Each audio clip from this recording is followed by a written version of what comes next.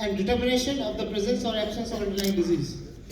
So what are the objectives? Basically are determine the relationship of the fistula tract to the sphincter complex, identify any secondary tracts and abscess cavities, and reveal the site of residual abscess in recurrent fistula.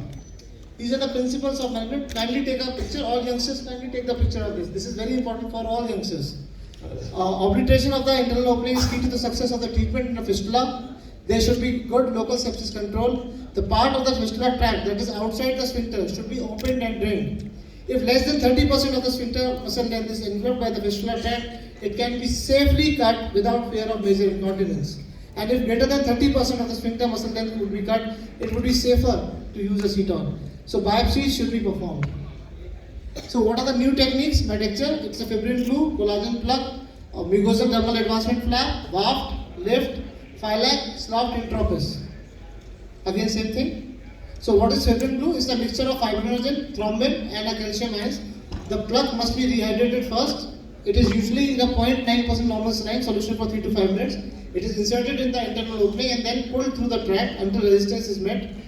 External opening must be partially opened at the end of the procedure to prevent the closed space infection. Most common cause of failure with plug is due to dislodgement of the plug. So it was first used in 2006 as a modification of Surgis's biocompatible material by Johnson, and it is based on the fact that the internal opening of the fistula is plug closed.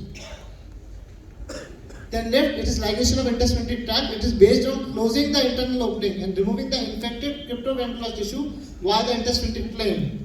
In this procedure, the intersphincteric plane is opened by a small incision made in the intersphincteric groove, and fistula tract is identified as it crosses from internal to external sphincter.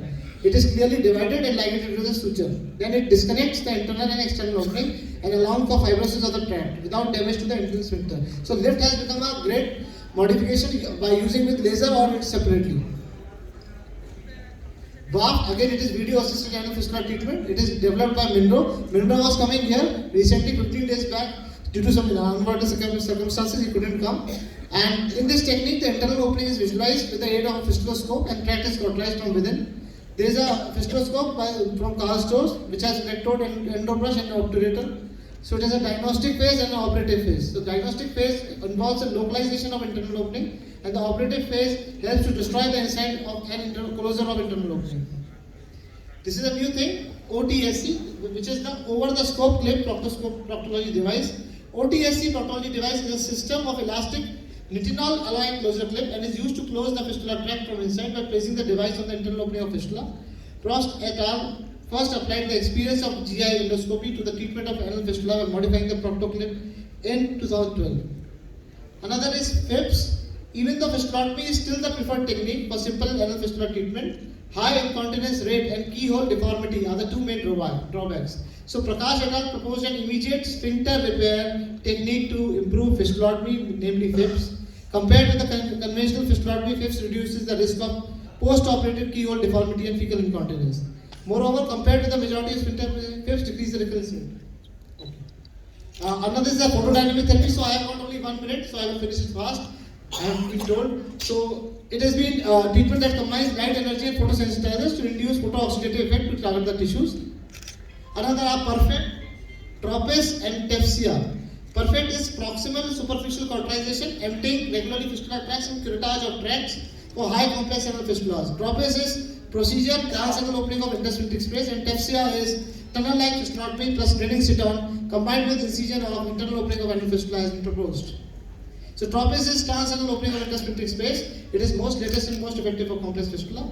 So I am not going to the details. It's a short thing. Modified sit-on. Taking into account the insufficient anal sphincter, we use a sit-on.